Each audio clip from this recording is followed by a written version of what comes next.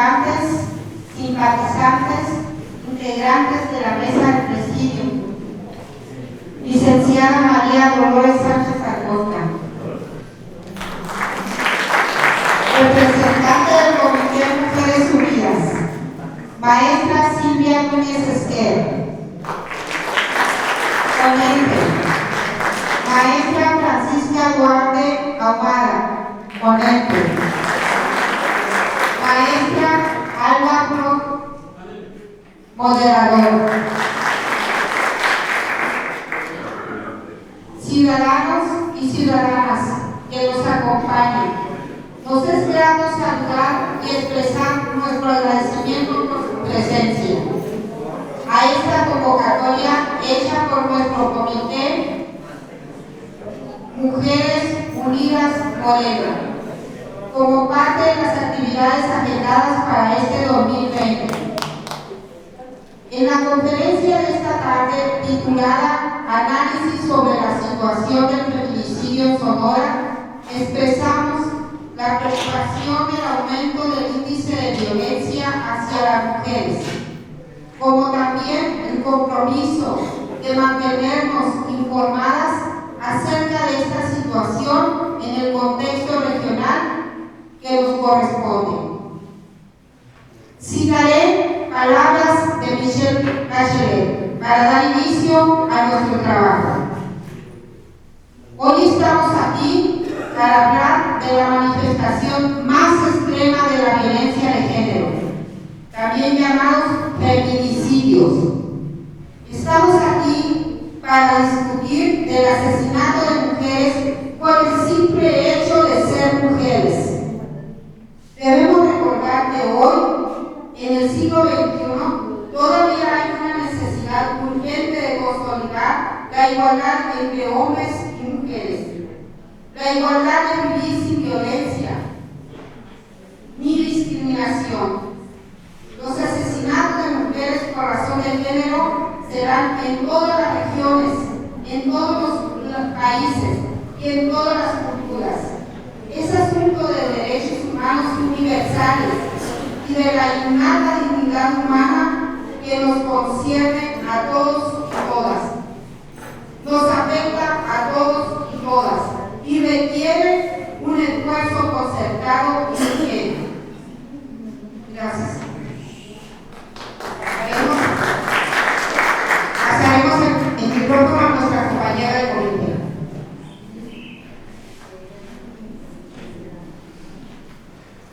Muy buenas tardes.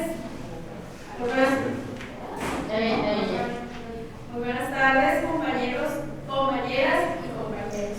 Es un gusto saludarlos y darles la cordial bienvenida a esta conferencia. El Comité de Protagonistas de Cambio Verdadero Mujeres Unidas Morena está constituido por 16 integrantes.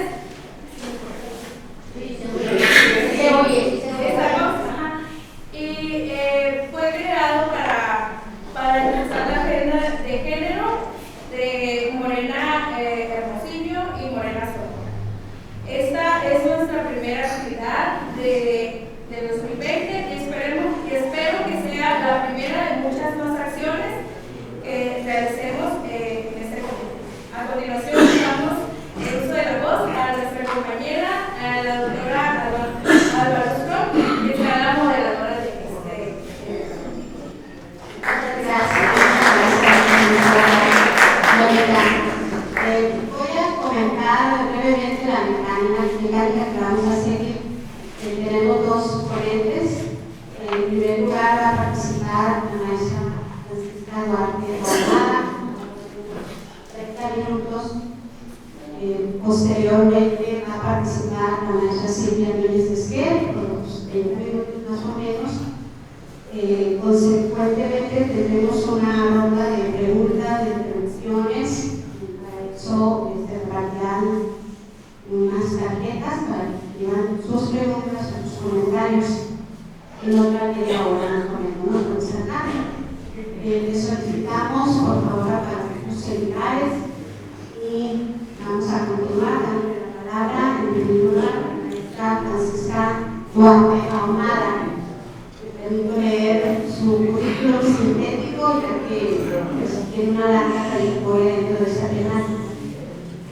maestría en desarrollo regional con especialidad en género y desarrollo humano y policial. Es licenciada en sociología por la Universidad de Sonora, enfermera general por la Universidad de Sonora, diplomado en estudios de género por la Universidad de Sonora, diplomado también en estudios de género, masculinidades, diplomado en formación de investigadores en salud reproductiva en el Colegio de Sonora.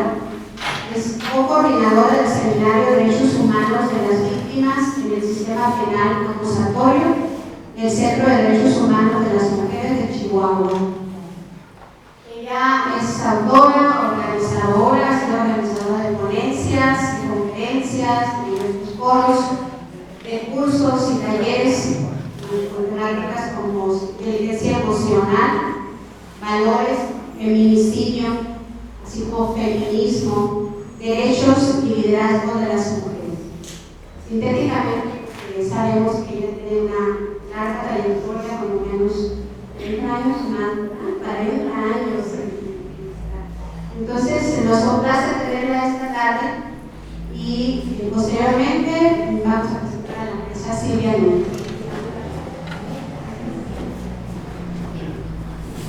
Muchas gracias.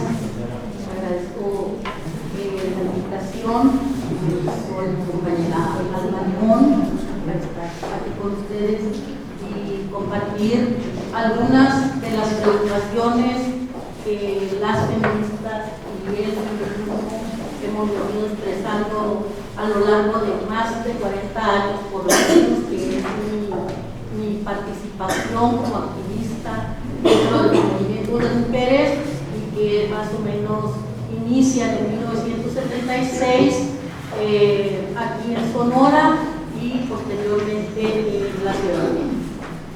Bueno, cuando hablamos de feminicidio, generalmente las personas nos explican cómo es que se llega a asesinar a las mujeres, qué es lo que mueve a alguien a acabar con la vida, el proyecto y las vidas de las familias de esas mujeres que mueren a manos en un gran porcentaje, en un alto porcentaje, por los varones.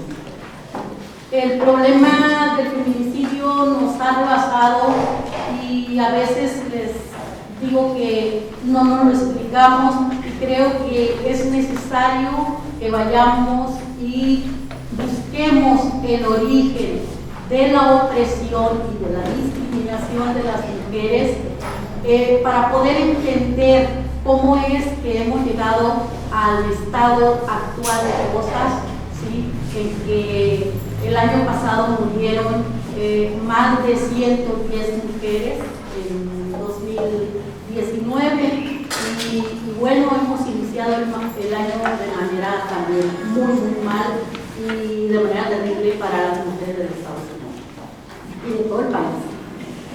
Bueno, si queremos buscar los orígenes de la opresión de las mujeres, yo creo que tenemos que recurrir, por lo menos yo, que es mi formación, recurrir a dos planteamientos que van a ser centrales desde mi punto de vista y que dan una explicación más totalizadora de cómo es que se estructura el asunto, cómo las mujeres hemos sido discriminadas a lo largo de la historia. Para mí es muy importante irme a la fuente de Federico Engels, de August Bebel, que ellos tienen dos libros que son muy famosos. Uno se llama El origen de la familia y la propiedad privada del Estado y el otro es La mujer y el socialismo. En el libro de Engels lo que se plantea es una explicación de cómo se origina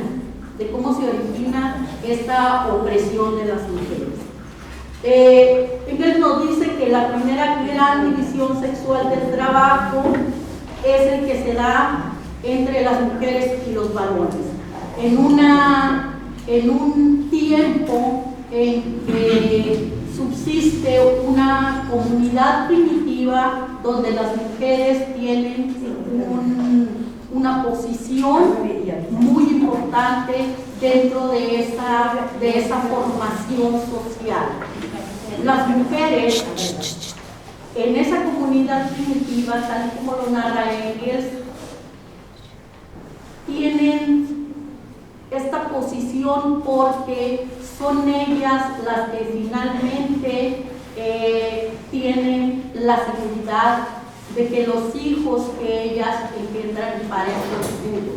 Esos hijos son cuidados por la comunidad y como se llama, comunismo primitivo, todos y todas trabajan.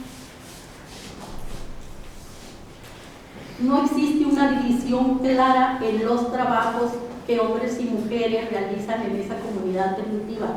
Las mujeres realizan todas las labores al igual que los varones.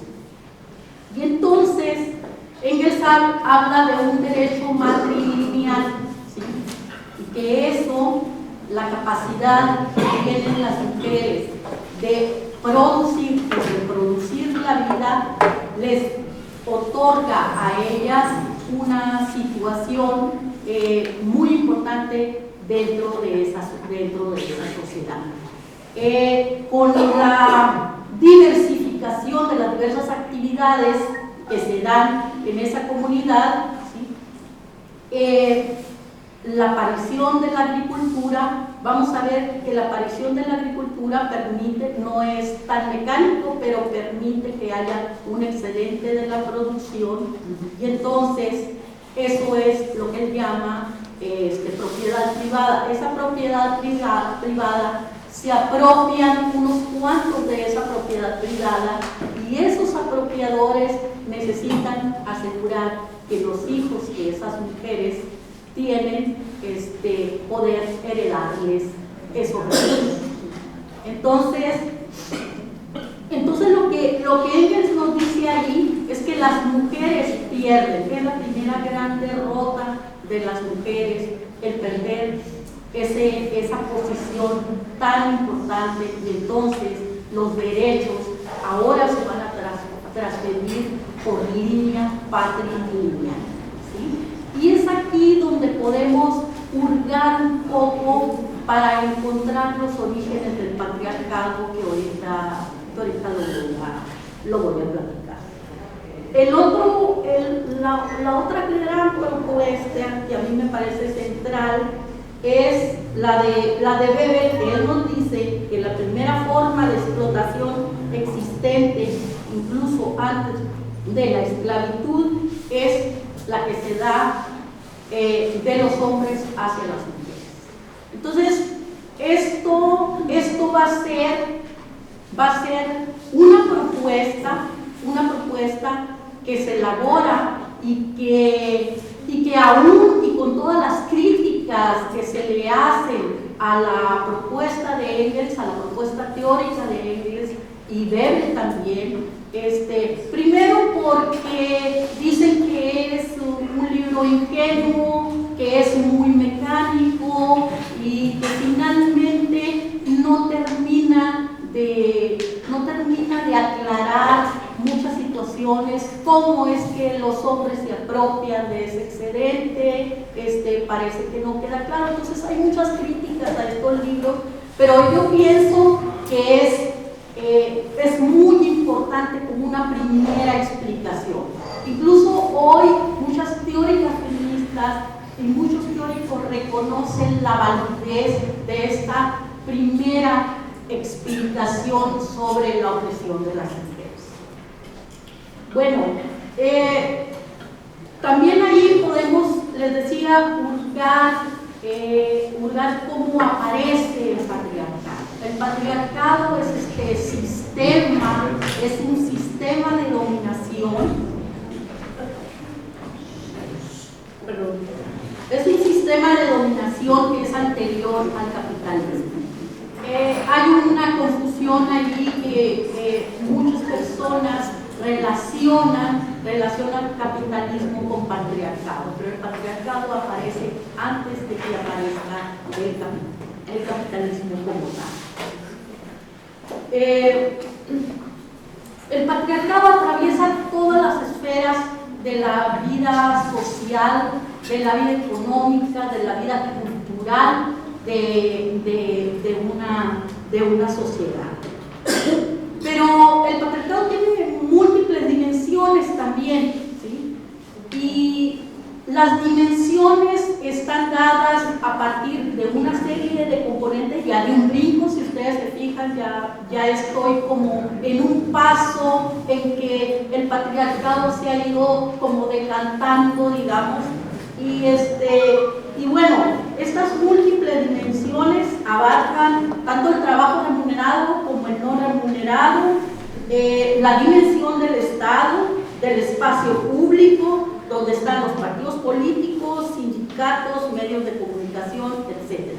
Por eso les decía que es un sistema de creencias, un sistema que se basa en la subordinación de las mujeres y que propugna que las mujeres son inferiores a los varones.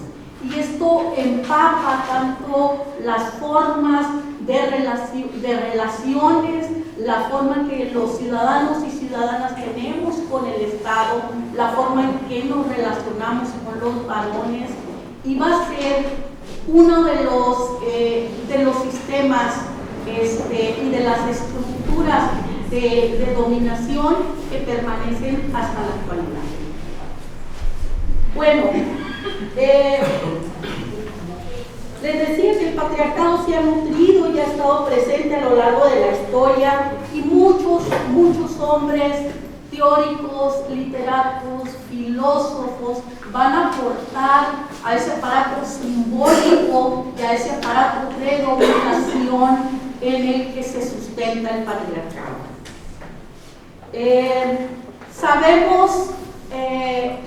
Sabemos de sobremanera que los grandes filósofos de la Grecia antigua, de la Grecia clásica, como Sócrates, como Platón y Aristóteles, que además eran grandes hombres, pero que estaban de acuerdo con la esclavitud, vivían en esa en esa Grecia esclavista, y estos hombres van a tener ideas acerca de las mujeres que tienen que ver con el asunto de que las mujeres no pueden acceder al conocimiento simple y sencillamente porque las mujeres no están dotadas de razón.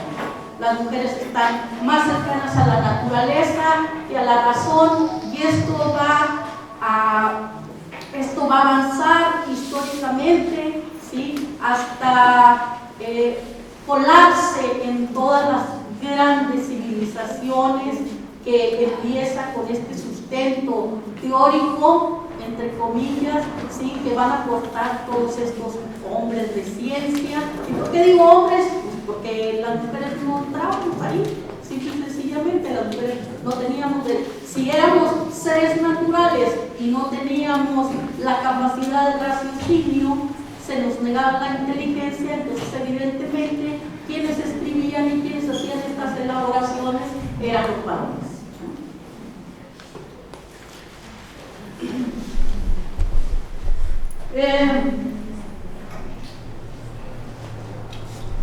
A mí me gusta dar como este brinco de aquí de la Grecia clásica y de la filosofía. Me gusta dar un brinco a la Revolución Francesa. Para mí es muy importante la Revolución Francesa en términos de cómo yo veo que, si bien es cierto, la discriminación y la opresión de las mujeres es un continuo, así también, junto a esta opresión, a esta discriminación y a esta subordinación de las mujeres en las sociedades patriarcales, aparecen formas de resistencia de las mujeres, ¿sí? Formas que confrontan esas elaboraciones, digamos, esos sustentos sobre la inferioridad y sobre características que supuestamente tenemos las mujeres. Bueno, la Revolución Francesa, para empezar, movilizó a grandes contingentes de mujeres, ¿sí? De hecho, fueron las mujeres el sector más importante que llevó al triunfo de la Revolución Francesa, ya sea organizadas en clubes, ya sea organizadas en grupos, las mujeres hacían asambleas, etc. Y las mujeres fueron muy, muy importantes para el triunfo de la Revolución Francesa en 1789. Son pioneras en la lucha contra la discriminación y por la igualdad. Los procesos y las luchas para lograr la igualdad han sido bastante lentos y casi siempre van a convertirse en una situación de igualdad. ¿Por qué digo esto? Durante la Revolución Francesa se mueve bajo ciertos principios, y un principio que va a empujar esta revolución es el de la igualdad, ¿sí? Pero la igualdad no fue posible al triunfo de la revolución. Al final de cuentas, las mujeres fueron excluidas porque el derecho a la ciudadanía les fue negado por esa revolución por la que lucharon, ¿sí? Y entonces ahí está un pendiente sobre lo que les debe en ese momento. Y bueno, va a haber una lucha muy importante y muy interesante dentro de los procesos de consolidación de la Revolución Francesa.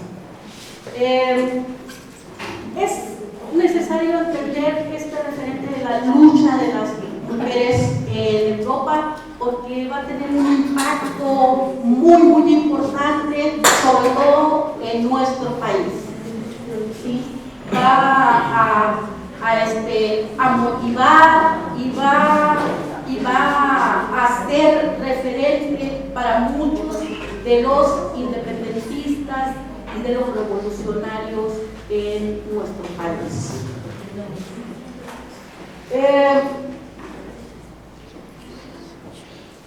Las mujeres, les decía, siempre han estado presentes. Ahorita voy a hablar más sobre la Revolución Francesa porque es importante entender este asunto de cómo confrontan los resultados de esta revolución algunas mujeres. Pero lo que les quiero decir es que desde el siglo XV hay datos de la resistencia de las mujeres ante las injusticias, ante la discriminación y ante las formas opresivas hacia ellas en las sociedades, sobre todo europeas. Hay una obra que me parece importante y que es digna de leer, sobre todo los círculos de estudio de las mujeres, que es la obra que se llama La ciudad de las damas, de Christiane de Pizan. Y en esta obra, que se remonta al siglo XV,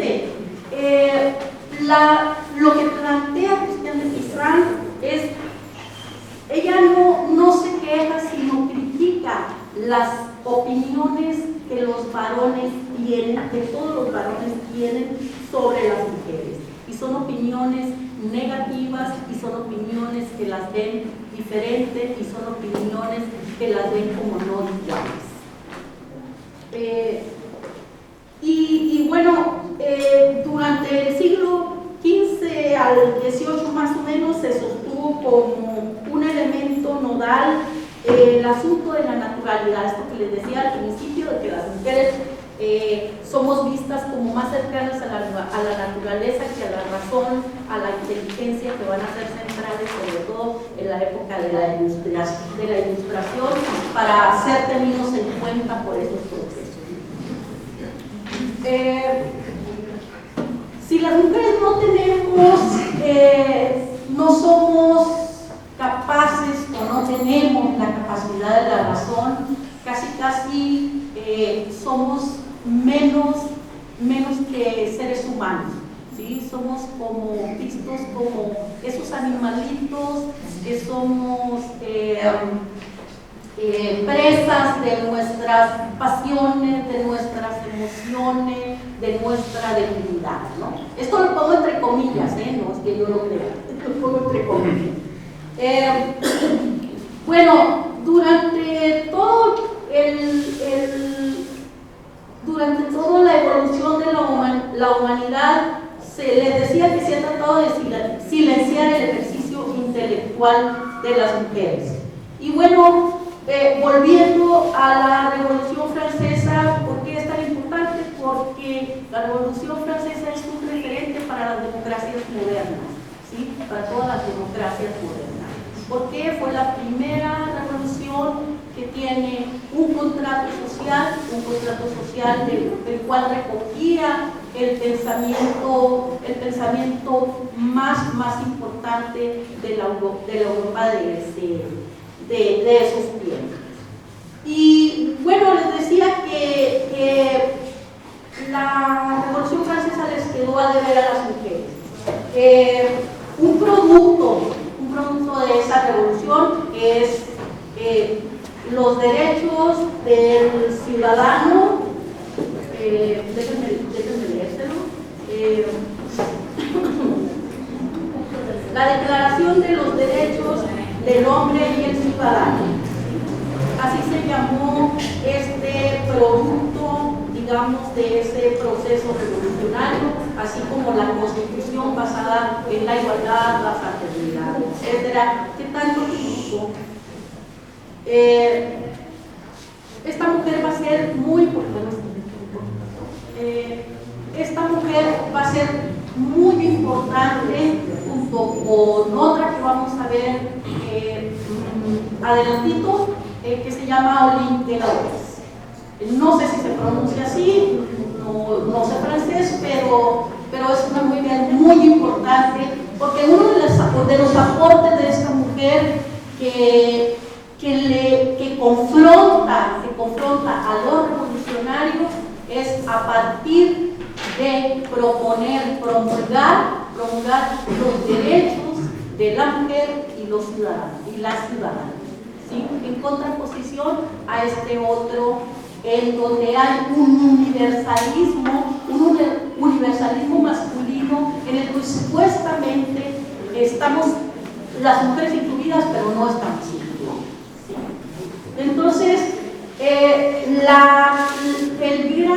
gran delito de esta mujer fue haber hecho esto, y entonces propició que se le encarcelara y que fuera guillotinada por el gobierno de Robespierre.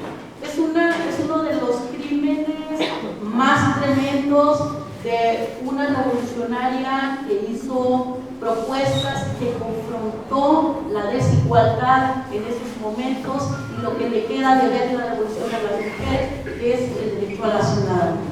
Vamos a ver por qué es tan importante la ciudadanía. Y bueno, algo que se dijo en el juicio de esta mujer es que olvidó las virtudes de su sexo para mezclarse en los asuntos de la revolución. Entonces, por eso fue una víctima finalmente de esta revolución. Bueno, hay muchísimas otras, pero una mujer que viajó en plena época de la revolución fue una inglesa que se llama Mary Wollstonecraft, y Mary Wollstonecraft va a escribir un libro que se llama Vindicación de los Derechos de las Mujeres, donde afirma que las mujeres nacen como seres humanos, pero las hacen femeninas.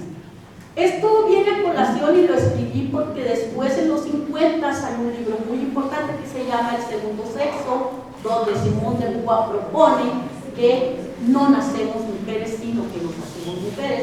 Entonces, esta idea se hunde profundamente, casi más de 200 años, en las participaciones de estas mujeres. Esta Mary Wollstonecraft va a decir también que la educación va a ser central para liberar a las mujeres. Y entonces insta al gobierno inglés a que mejore las condiciones y el acceso a la educación para las mujeres. Así vamos a ver que el gran ideólogo, por ejemplo, de la Revolución Francesa, este hombre que se apellida Rousseau, en el libro número 5, él va a dibujar lo que para él son las mujeres, ¿sí?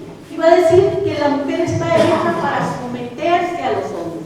Imagínense el espíritu tan contradictorio de este contrato social cuando al final de cuentas la persona que fue tan importante para la elaboración de este contrato social y los impactos que tuvo a nivel de muchas de las sociedades pensaba sobre las mujeres.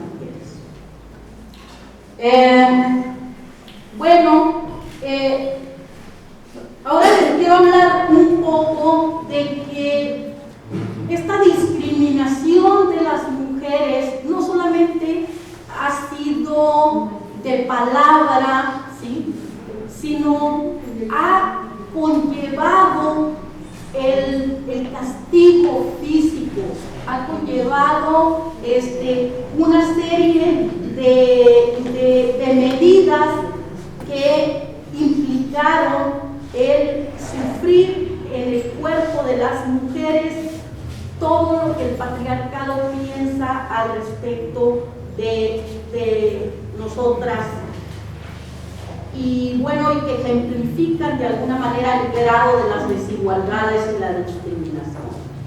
Hay registros, por ejemplo, que datan del 460 a.C. Según las leyes de Bizancio, por ejemplo, decían que el marido debería de ser para las mujeres casi un dios y que ellas debían adorar al marido.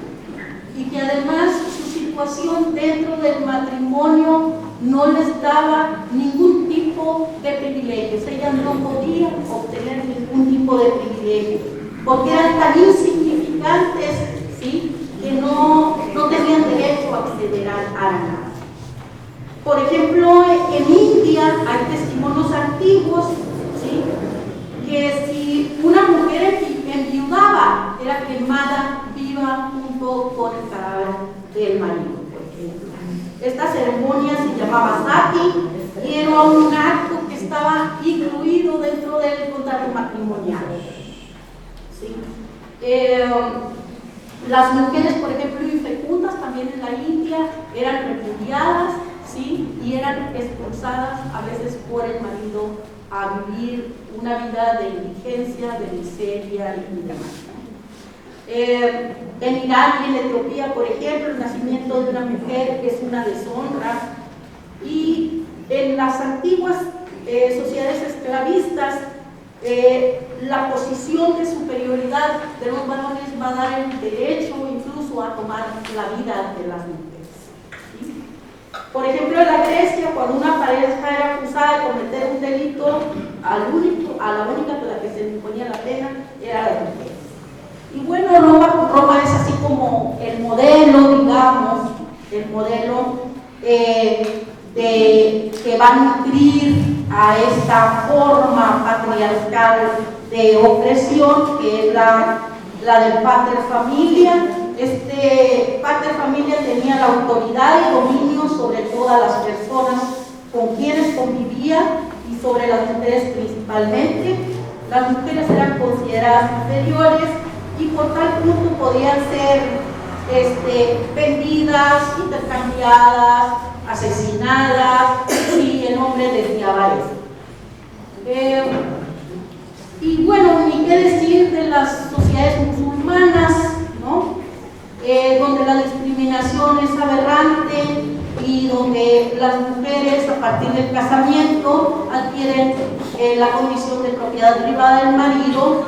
El Corán, por ejemplo, contempla como una medida disciplinaria que puede ejercer el varón el golpear a las mujeres. Bueno, el encierro también es otra forma de castigar a las mujeres en estas sociedades. Y aquí me quiero detener un poco para plantear el asunto de que a través de la historia las mujeres, nuestros cuerpos, así como nuestras vidas, así como nuestros haceres y así como nuestras prácticas han estado normadas por estas formas de discriminación, nuestro cuerpo nunca nos ha pertenecido, ¿sí? Y si alguien tiene una duda, se puede ir a estos referentes que les comenté al principio para leer cómo se origina, ¿sí? Incluso junto al excedente de la producción, el varón también se apropia de las funciones reproductivas de las mujeres, ¿sí? Como productora y reproductora de la vida, vamos a ver que también le es impuesto sobre el cuerpo de las mujeres el derecho del varón a controlar su reproducción, y a controlar los hijos y a controlar una serie de cosas. Bueno, ¿cómo es que entendemos la discriminación a las mujeres? ¿Sí? La discriminación no puede entenderse si no es dentro de un contexto social, político, económico y cultural, ¿sí? Donde la violencia forma parte de las relaciones entre hombres y mujeres. ¿Sí? Por ejemplo, imagínense que durante la Revolución Industrial en Inglaterra se permitía al varón por ley algo que se llamaba la regla del dedo pulgar. La regla del dedo pulgar era: el varón estaba, se le permitía golpear a las mujeres, pero con una vara no más gruesa que el dedo pulgar. ¿Por qué? Porque se suponía que con una vara de esa medida no le iba a provocar la muerte a las mujeres. Entonces, la historia de las mujeres, la historia de la discriminación de las mujeres no ha sido nada más creencias, no ha sido nada más comportamientos, exclusiones, marginaciones, sino ha sido el control del disciplinamiento corporal que sugiere que la violencia es monopolio del varón sobre las mujeres. Y imagínense, y no digamos lo que sucede en México. En México, con una sociedad tan compleja como es la nuestra, que es una mezcla entre digamos, los comportamientos de una sociedad indígena, de una sociedad fuertemente jerarquizada, guerrera y demás, junto a todo lo que los españoles trajeron con sus formas de organización social, ¿sí? Donde las mujeres son moneda de cambio. Entonces es importante entender todo esto, que así como por ejemplo en Europa se intercambiaban mujeres y las mujeres eran monedas de paz, por ejemplo, ¿sí? En México también sucede. Y en México también la discriminación es milenaria y bueno, nos ha rebasado hasta tal punto que hoy tenemos este problema encima que ha sido prácticamente imposible de frenar, porque aquí confluyen una serie de omisiones y todo el patriarcado que está implicando a todas las instituciones de la sociedad, pero esto le toca a mi compañera hablar sobre todo cómo todo esto se conjuga tanto en el Poder Judicial como en el Estado, como las instituciones de salud, etcétera, que van a ser omisas y van a ser sordas ante una situación de violencia generalizada hacia las mujeres, de asesinatos constantes que no existe la voluntad para resolver. Bueno, muchas gracias.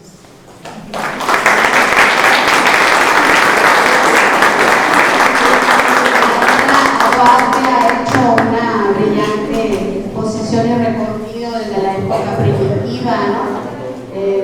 los griegos antes de Cristo también, hasta la Revolución Francesa y algunas cuestiones también causales, ¿no?, de la época actual, tocando casos, por ejemplo, de Juan Jacobo Rousseau, ¿no?, que decía la importancia de la educación y todo esto, ¿no?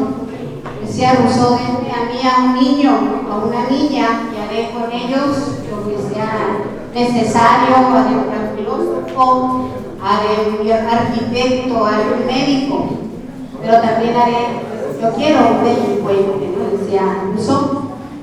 La maestra Duarte, después de haber hecho una semblanza sociocultural del fenómeno del feminicidio, vamos a continuar con la maestra Silvia Núñez Esquer, quien continuará sobre cuestiones de análisis y estadística, también sobre información sobre el procedimiento para la declaratoria de alerta de violencia de género. Y para ello voy a permitirme presentarla, Silvia Núñez Esquer. Ella es maestra en políticas y gestión del desarrollo social. Ella también es licenciada en ciencias de la comunicación, periodista independiente, corresponsal en Sonora de cimacnoticias.com. Es integrante y representante en Sonora del Observatorio Ciudadano Nacional del Feminicidio. Es promotora de la tipificación del feminicidio en Sonora. Es investigadora independiente sobre temas relativos a los derechos humanos de las mujeres. Es autora también de bastantes ponencias, artículos y ensayos sobre feminicidio en Sonora y violencia contra las mujeres, incluidos en publicaciones académicas. Adelante. Bueno, muchas gracias. Buenas tardes y gracias gracias a las compañeras de la Comisión de la Mujer, no recuerdo bien el nombre, pero muchas gracias. Pues a mí me invitaron a compartir la experiencia que hemos tenido de documentar casos de feminicidio en Sonora y su relación con el mecanismo de alerta de violencia de género, que ustedes saben está solicitada para 6 municipios del estado de Sonora, y es lo que vamos a explicar. Vamos a iniciar con los antecedentes, de dónde viene esto del feminicidio, ¿no? Porque luego nos preguntan,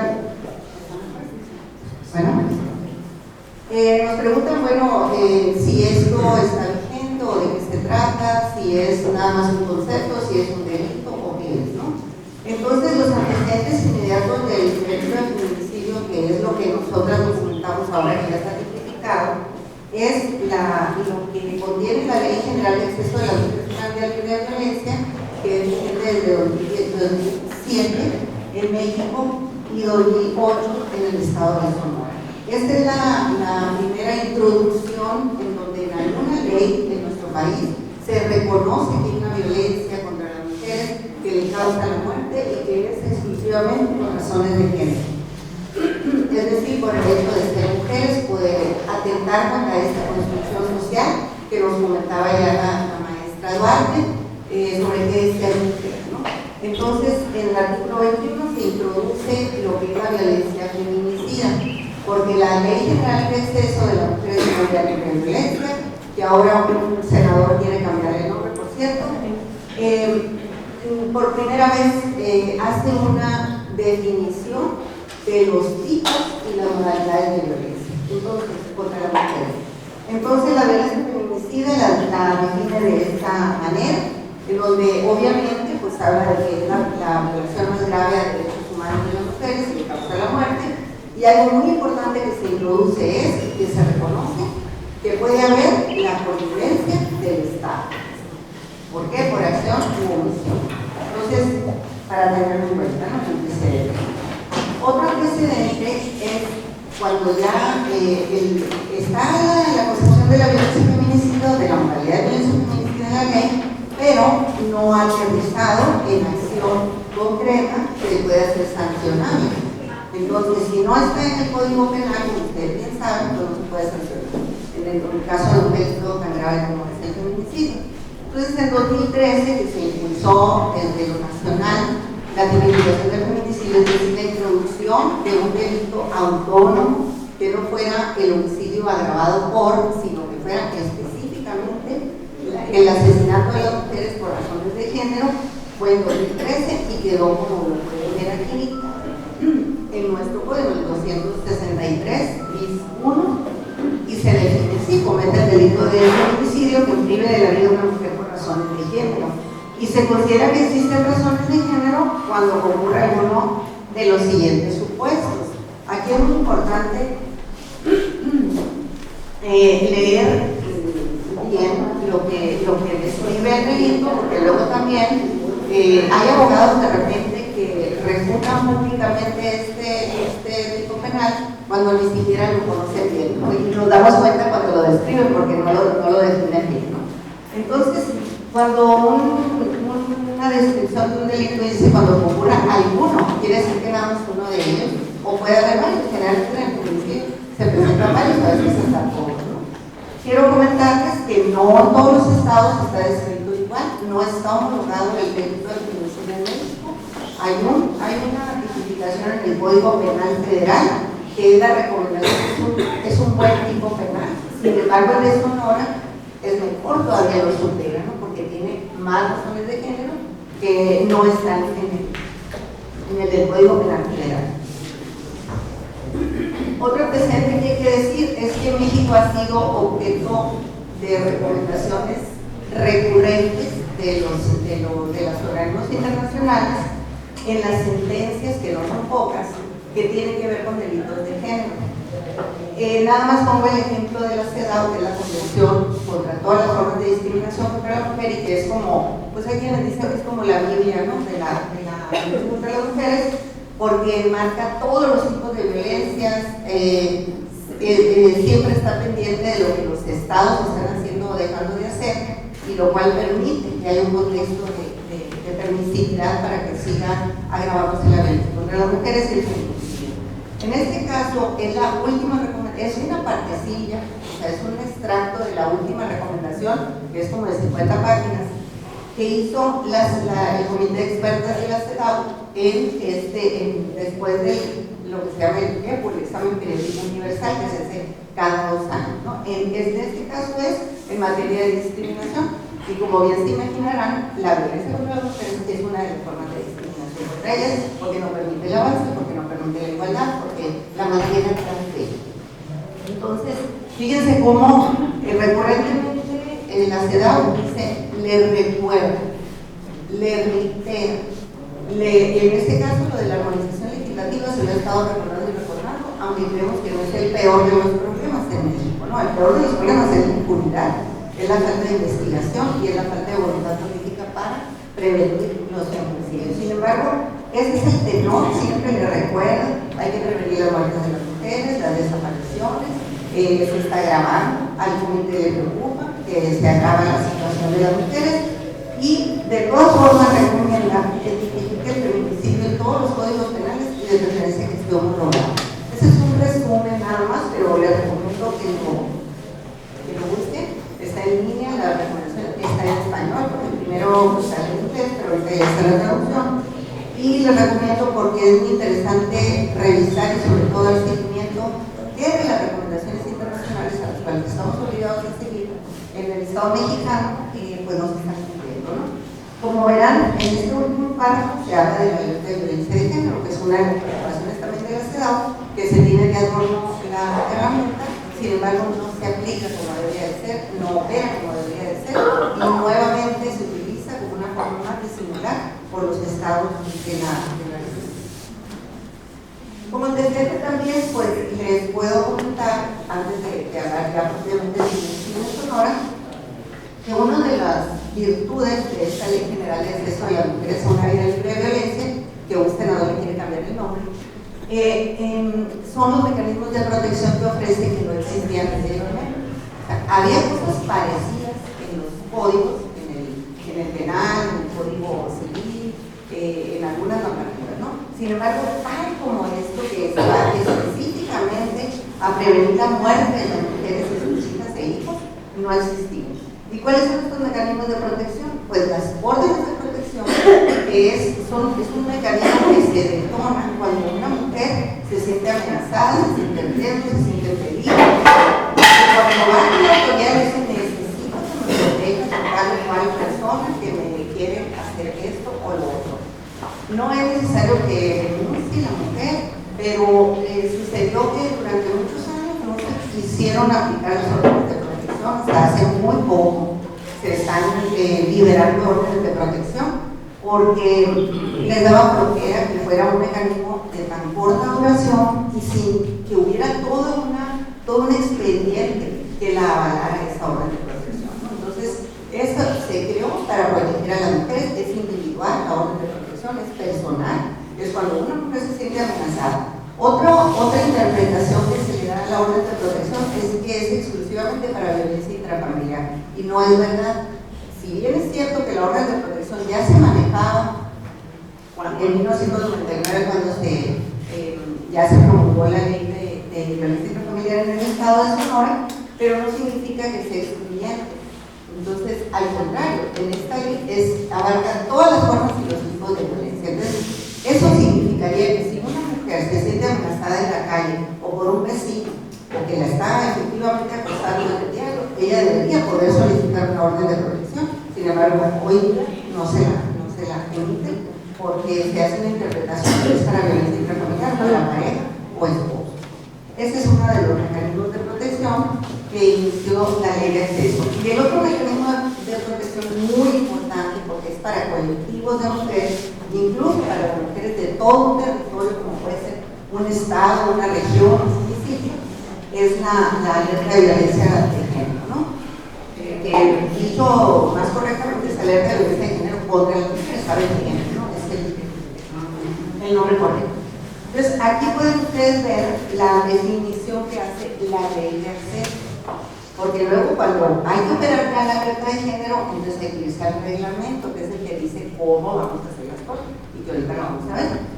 Pero esta es la gran definición que hace la ley de acceso de las mujeres a una vida libre de violencia para la alerta de género. Es un mecanismo que significa muchísimas más cosas de las que creemos que es la alerta de género. Es un conjunto en donde se mueve todo el mecanismo, se deben de mover todas las estructuras de los 3 niveles de gobierno por una sola finalidad, que es parar el feminicidio o parar el agravio comparado, que es otra modalidad de violencia de género, en un territorio determinado. Esta es pues la definición. Aquí nos dice también cuándo se va a emitir la violencia de género. Fíjense, los delitos del orden común contra la vida, la libertad, la integridad y la seguridad de las mujeres perturben la paz social en un territorio determinado y la sociedad lo reclama. En repetidas ocasiones, los gobiernos de los estados, para defenderse, porque sienten que es una agresión cuando alguien les solicita la libertad de género, y para defenderse dicen, es que eso no perturba la paz social.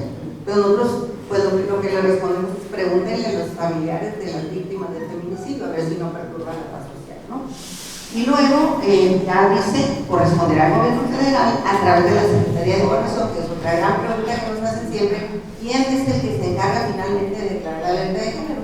Y escuchamos que a veces con justa razón o con ganas pues de aportar algo, dicen que la gobernadora emite la alerta de género, pero ella no es el ente facultado. O sea, puede singular como lo han hecho otros gobernadores y decir, como el de Jalisco, como el de Estado de México, puede declarar una alerta de género, pero no se puede declarar una alerta de género así mismo, porque él no se va a vigilar, no se va a dar el seguimiento, no va a tener parámetros para decir si avanzó o no avanzó, por lo tanto estoy cumpliendo, no estoy cumpliendo.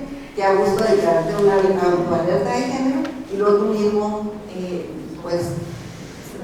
tú mismo evaluarte, ¿no? Si estoy muy bien o estoy mal. Aquí viene lo que es la alerta de violencia de género, la pregunta concreta que me hacen siempre, o sea, ¿quién la solicita y a quién se le solicita? Pues esto está extraído de la ley tal cual. La solicitud de alerta de violencia de género es presentada por organismos de derechos humanos, puede ser el internacional, puede ser el nacional, puede ser incluso el estatal. Pero pues como ya sabemos las comisiones de derechos humanos que tenemos, pues hasta ahorita la única que se ha presentado es en Chihuahua. Es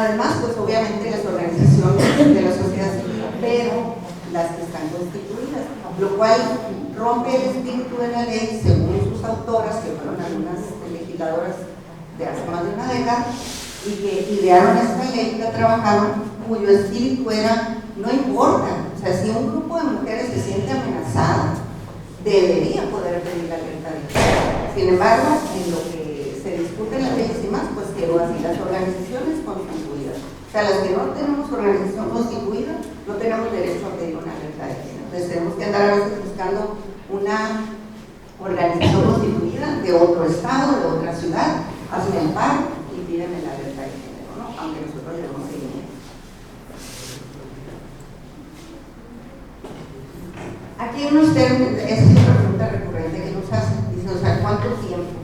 ¿Cuánto tiempo tiene que pasar? ¿En cuánto, cuáles son los términos que se tienen para una solicitud de libertad de género? Pues una buena noticia es que en algunas cosas hay unos términos, pero la mala noticia es que no hay ningún término, nunca termina la libertad de género. O sea, si se declara, nunca termina, ahí se la puede llevar toda la vida contra el Estado de México.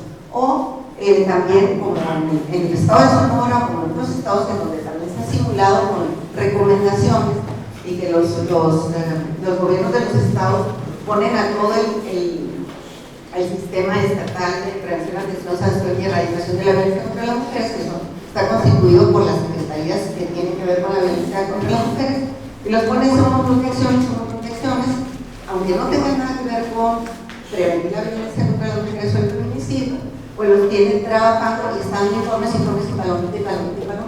Y entonces, pues se da por cumplido, ¿no? Pero sin embargo, las mujeres siguen siendo asesinadas cada vez de forma más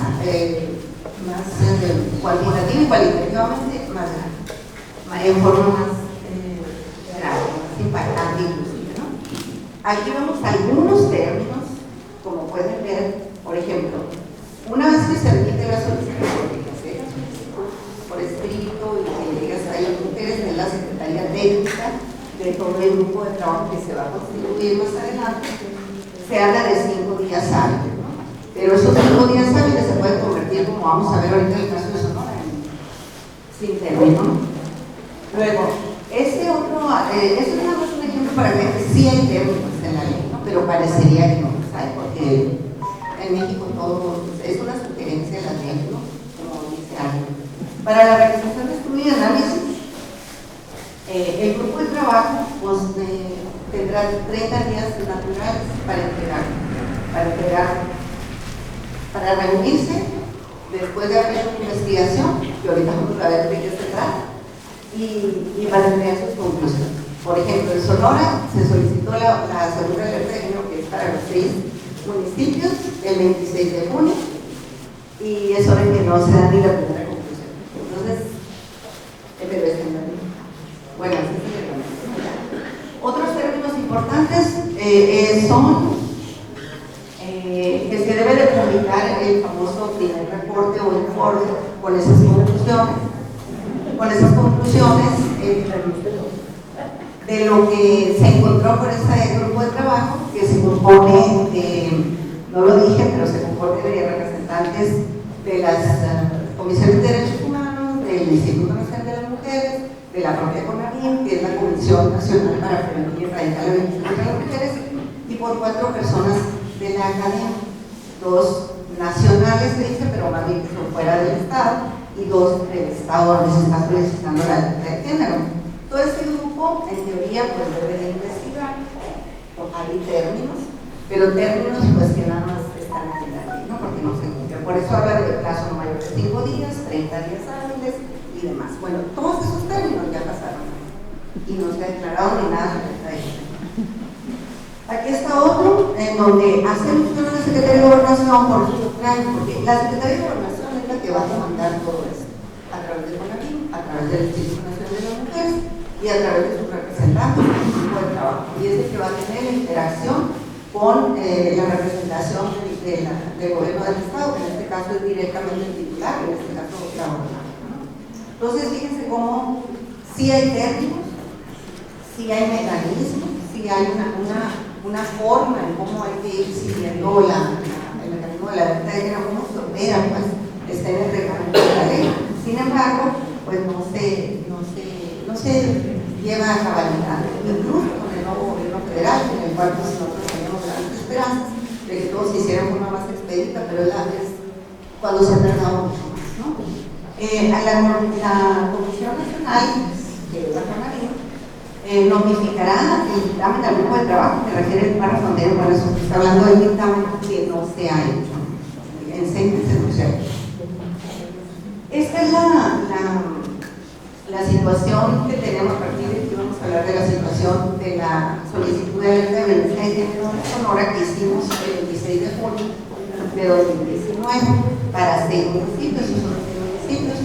Son los 6 municipios que, además de que presentan los índices de violencia generalizada más altos, pero también es donde se presenta más el feminicidio, y nacionalmente los reportes mensuales del Secretariado Ejecutivo del Sistema Nacional de Seguridad Pública han estado saliendo entre los 100 municipios con más del país, con más índice de feminicidio. Entonces, decidimos pedirlo para los 6 municipios, aunque la verdad de las cosas es que creemos que debe ser para todo el territorio sonorense, porque no es como que digan, o sea, como si la violencia no afectara a lo que está alrededor, ¿no? Esas son las reglas, por si ustedes lo quieren consultar, ahí pueden ver, en la primera de Conavim, ahí pueden ver inclusive que la alerta, como ves, que estados ya están con alerta de género, cuáles están en trámite, cuáles se rechazaron, aquellas que se rechazan y se considera que no son necesarias, como la de Cajén, que ustedes recordarán, que estuvo de 2015 a 2017, ¿no? O sea, 2 años, ¿no? Para decir que no se declaraba, no ameritaba, ¿no? Eso no. Y en la segunda liga pueden ver todo el proceso que ha seguido, en este caso, la solicitud de alerta de género para estos 6 municipios. Y ahí también lo menor, ¿no? Y este no. En este caso, ya haciendo un acercamiento, van a ver de años o una línea de tiempo en donde van a poder ustedes consultar los documentos que se han generado desde que solicitamos la alerta de género en junio.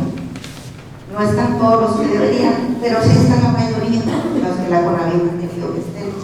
Entonces ahí van a poder darle clic y van a poder acceder al documento. Algunos están muy mal escaneados, como si no hubiera dinero del gobierno federal para poder escanear una carta, un oficio, pero lo van a poder más o menos acabar, ¿no? Y ahí está la mayoría, pero no todos. Les voy a decir por qué. Este es un ejemplo nada más de las portadillas de los documentos que se generan a partir de que se inicia el proceso de alerta de género. Esta es nuestra solicitud, es la primera de 29 páginas, que creo que mandamos todo un diagnóstico de la feminicida en Sonora. Y el otro es el oficio de admisibilidad, porque se dirige la solicitud, pero no quiere decir que te acepten la solicitud. O sea, a partir de aquí empieza el proceso, no si te la admiten, si no te la admiten. Y si la admiten, entonces se detona el proceso, que vamos a explicar desde acá. Todos estos documentos son los que se han generado en la solicitud de Sonora, ¿no? Puede haber en otros estados de otra forma, de otros menos, más. Pero es interesante para que vean cómo se van, que vean las fechas, cómo, no sé si, si ustedes lo comparan esto con lo que dice la ley del reglamento, pues vamos a ver que se ha hecho lo que sea, menos seguir lo que dice el reglamento, ¿no? Entonces, lo pedimos el 26 de junio y luego se aceptó el 28. Se notifica el 1 de julio, pero desde el 28 ya estaba la convocatoria nacional, que además era un viernes en el que ninguna académica se dio cuenta que estaba la convocatoria. No había algunos, si eran 5 días para postular, pues ya habían pasado 3. Luego la convocatoria local, también el 8 de julio, igual que la nacional. La local me refiero a las dos personas académicas de la localidad, ¿no? Bueno, del estado. Los resultados se hacen públicos. Hago nada más la aclaración de que en el caso de la convocatoria nacional, por las condiciones en que se dio, nadie postuló, entonces se volvió a abrir la convocatoria. Aún así, hubo unas cuestiones ahí muy extrañas, en donde las personas que se aceptaron, pues son personas que nunca habían enseguida trabajo el tema de violencia de género, al contrario, son otros los temas. Y en cambio hubo personas que sí han trabajado la violencia de género, postularon y no les aceptaron. Entonces, desde ahí empezamos a notar irregularidades. Bueno, después es tomar en cuenta la designación de representante de la Comisión Nacional de Derechos Humanos, aquí está muy interesante porque el 22 de julio se realiza el grupo de trabajo aquí en Hermosillo, Sonora. Después, esto detona en una investigación o en un lugar, que es una semana del 22 al 26. Entonces el grupo se desplaza hacia los municipios, en este caso estos 6 municipios, a investigar qué es lo que está pasando, las instituciones, a platicar con las personas, con las víctimas, etc. Una lista que tiene, ¿no? Sin embargo, hacemos la aclaración de que no existe ningún documento al respecto, es decir, no hay ninguna pregunta, no hay un informe, nada de la investigación en sí. Y luego se da la segunda acta que no dice nada, o sea, no hicieron nada más que no dice y nada más. Pero a partir de la tercera reunión hay algo muy interesante. Fíjense, desde agosto se brinca hasta octubre y no se habían reunido.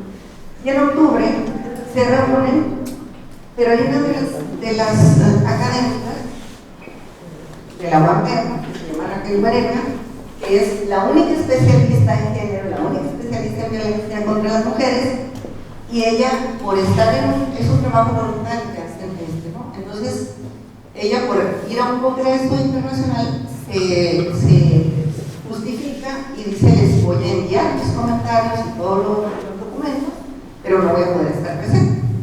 Pero no está presente la reunión del 21 y 22 de octubre, pero inmediatamente el 21 de octubre, que era el primer día, ya se había hecho el acta de que ella no había asistido y que no había enviado nada. Entonces era una cosa muy extraña ahí, que a ella ya le dio mucho pendiente, porque pues iba en medio de su trayectoria y demás.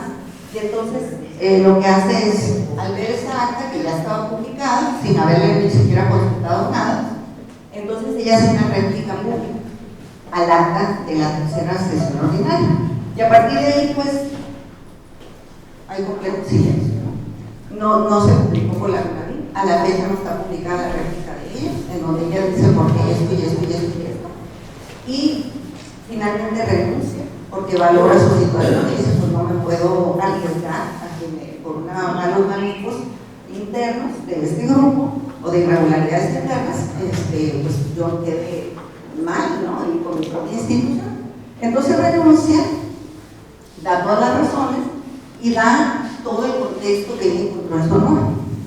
Y resulta que no era nada malo el contexto que encontró en Sonora, sobre todo por parte de las instituciones, cómo tratan, cómo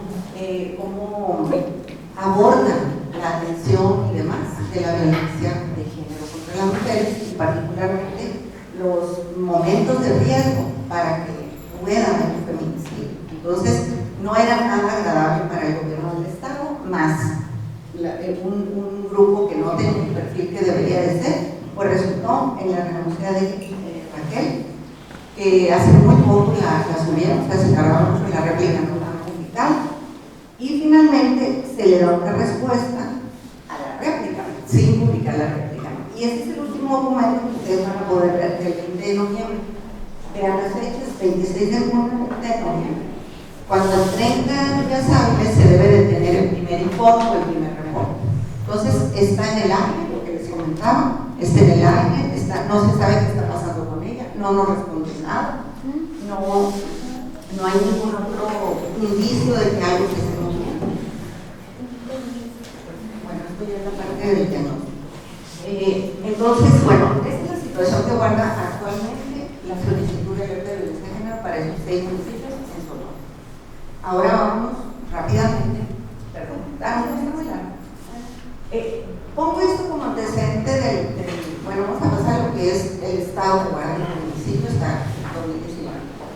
El secretario ejecutivo del Sistema Nacional de Seguridad Pública desde 2017, bueno, 2018, pero con datos de 2017, empezó esta documentación, pero sobre todo lo más importante, la publicación. Ya sé, claro que hubo respuestas al final, pero te pedía que explicaras en qué consiste el alerta de género. ¿Qué acciones conlleva? Ya no sé, una que estaba ahí, es que está. Es un conjunto de acciones que hay que bien. Entonces, cuando se empezó a hacer esta publicación, el contexto de violencia contra las mujeres, o más bien, la incidencia delictiva con perspectiva de género, por acuerdo del Consejo Nacional de Seguridad Pública, entonces pudimos empezar medio a dar cuenta desde las instituciones por primera vez cuál era la situación del feminicidio según las propias fiscalías y procuradurías, porque ahora sí ya estaban obligadas a entregar los datos al sistema nacional. Y por primera vez en enero de 2018 pudimos saber lo que había pasado en 2017 y a partir de ahí, mes por mes. Bueno, entonces es hoy día la única fuente oficial más o menos confiable, porque sabemos que los datos que está utilizando son los verídicos de las carpetas de investigación en las procuradurías y en las fiscalías. Sin embargo, no quiere decir que estemos 100% confiados. Entonces, ahí se puede consultar tanto la incidencia delictiva en general como la incidencia delictiva específica de los delitos contra las mujeres y los reportes de 911 de los delitos contra las mujeres. Y ese es el mismo reporte, ese es importante, pues no sé si no lo han visto, que busquen el reporte de incidencia delictiva con perspectiva del año 2019, porque va a ser de todo el año 2019. Y ahí van a poder ver desde el propio feminicidio, la tasa del feminicidio, que es muy importante que lo hemos estado señalando, que Sonora está en las que están ajustando, porque no somos un estado de mucha población. Entonces, a lo mejor en números netos parecería que no son tantos comparado con Guerrero o con la Ciudad de México o con el Estado de México, porque la población es muy grande. Entonces, es importante, si les interesa el tema, que lo revisen, y inclusive viene el secuestro de mujeres, ¿no? Privación ilegal de la libertad, vienen los 100 municipios del país con mayor incidencia de feminicidio. Siempre está Sonora con varios municipios, Cajeme por supuesto, es uno de ellos, y vienen pues otros, además vienen una serie de indicadores generados por las llamadas de emergencia 911, que han estado reportando también acuciosamente, y entonces también ahí estamos en lugares pues muy adelante, ¿no? Inclusive en la tasa de llamadas de emergencia por violencia intrafamiliar, donde la víctima es mujer, hemos estado en primer lugar desde el 2017, 2018, 2019 y seguimos en el. Ahí empezamos con lo que nosotros hemos ido documentando. Eso se me hace importante para que ustedes puedan ver. Nosotros empezamos a documentar desde el 2008, pero desde los datos de 2017, que es cuando se fundó el Observatorio Nacional. Entonces, eso es lo que habíamos nosotros ido documentando, y como ven hay picos que nos habían preocupado en algunos años, y decíamos, no, pues este año sí, este año pasado, ¿no?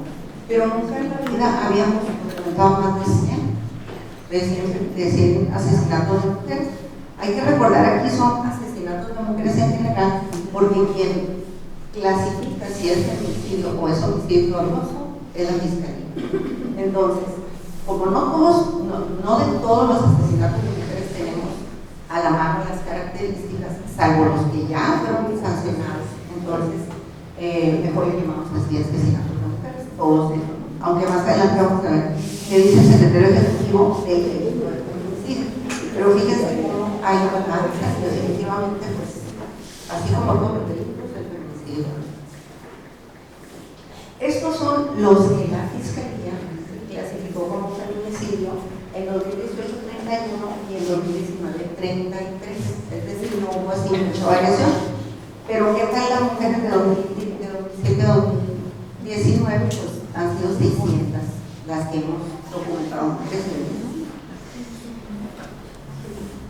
El total de mujeres asesinadas en 2018 fueron 64, que es uno de los años más altos que hemos documentado. Fueron 31 feminicidios y el resto se clasificaron como homicidios dolosos.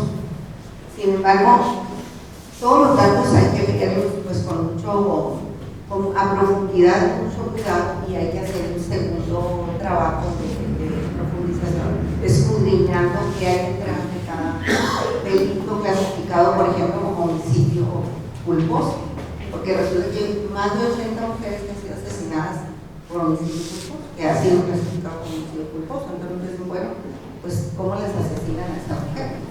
¿O por qué las están asesinando? Si suponiendo que todas hubieran sido atropelladas, como a veces hay muchas atropelladas, sobre todo en la tercera edad, pues entonces ¿por qué las atropellan tantas mujeres? Que si se han dado cuenta, son más mujeres que hombres las personas que son atropelladas y que incluso mueren, o sea, es decir, por una velocidad tan grande como si no las vieran realmente. Entonces eso hace una diferencia, o más bien un incremento del 56%, incremento del 18 al 19. Aquí es lo que les decía, en los municipios con más incidencias de asesinato, pues se la lleva de calle y cajero. Por eso se había solicitado en una ocasión, porque hay un incremento, y el incremento también.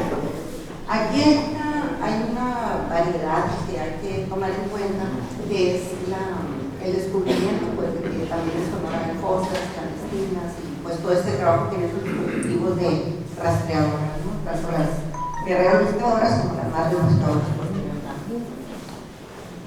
Los municipios con mayor incidencia, fíjense cómo coinciden algunos con los que están dentro de los índices de la libertad de género. Nogales es el que más, estamos hablando aquí de feminicidio clasificado por la fiscalía. O sea, son nosotros los asesinatos. Los instrumentos que se utilizan para cumplir los feminicidios, aquí hay una, parecería pues que bien que la fiscalía no diga estos datos, que los desagreguen.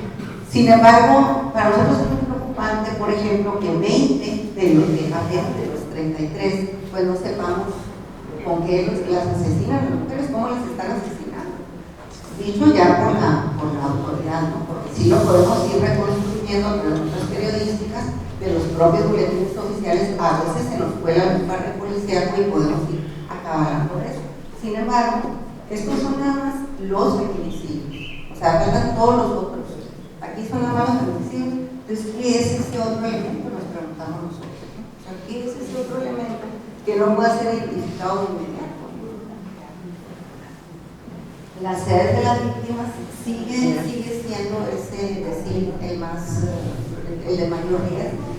En el caso de los homicidios, ese es el de mayor presidencia, pues ahí está desglosado con demás. Pues mujeres de 30 a 39 pues son de plenitud también, muy jóvenes, a veces con hijos, y pues son víctimas también. Y esta pues es la última. Pero sí es importante, yo creo también señalar que la primera alerta de género que se pidió para Cartagena, nosotros consideramos que es una alerta, no sé si recuerdan ustedes, se pidió en abril del 2015 y se empezó a atender ya en septiembre, octubre de 2015, es decir, el nuevo gobierno. Entonces prácticamente esa alerta de género fue para el gobierno de Padres. Y nosotros les decimos, esta alerta es para Claudia Pablo. Ahí están sus hijos, 308 mujeres, desde que empezó su sexenio. Y con esto termino.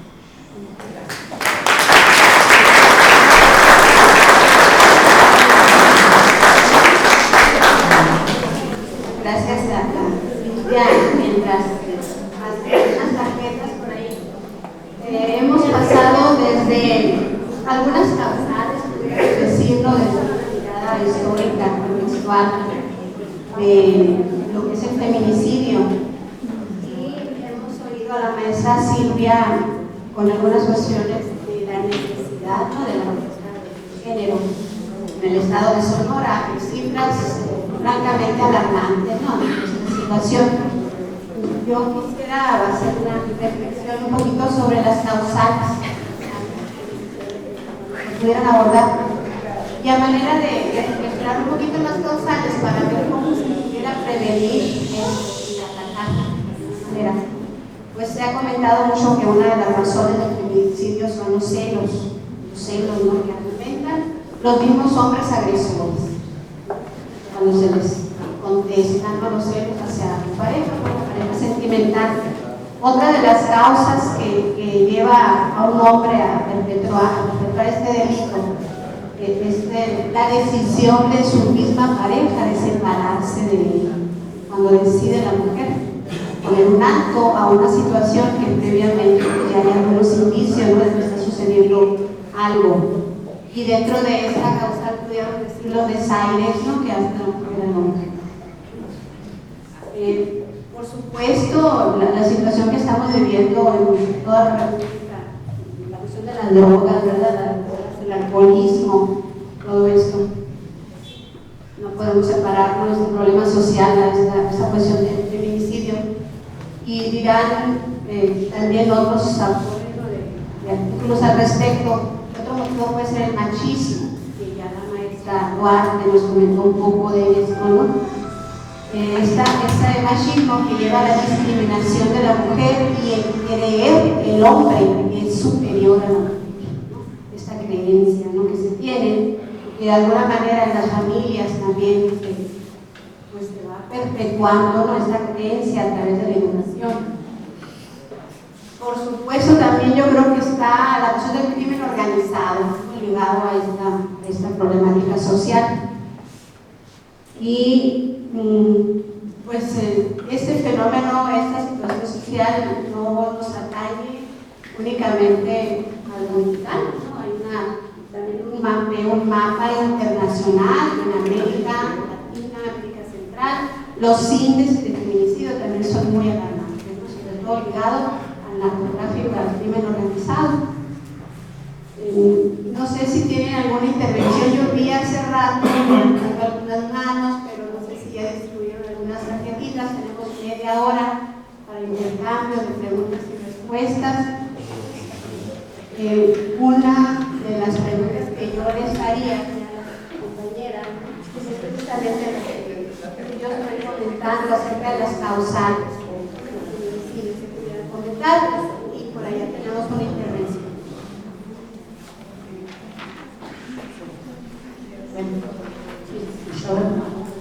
Bueno, una de las partes que necesariamente siempre hace falta cuando hablamos de violencias y de feminicidios es, por supuesto, el análisis que tiene que ver con cómo llegamos los hombres y las mujeres a construirnos en una sociedad patriarcal. Una de las primeras diferenciaciones para que la discriminación hacia las mujeres pueda surgir es al momento del nacimiento, ¿sí? Cuando nos dicen que es mujer o que es varón el niño que acaba de nacer. Y bueno, se crean una serie de expectativas sociales y de género a partir de estas configuraciones anatómicas, fisiológicas de los seres humanos, y de esa manera los empiezan a educar, ¿sí? Es lo que decían algunas teóricas: no nacemos mujeres, nos hacemos mujeres, igual, no nacen hombres, se hacen hombres, ¿sí? Y es esta parte cultural en la que somos involucrados, incorporados para poder vivir en una sociedad de clases, en una sociedad patriarcal y en una sociedad genéricamente diferenciada, ¿sí? Las mujeres somos educadas de acuerdo a las configuraciones de género para esa cultura, ¿sí?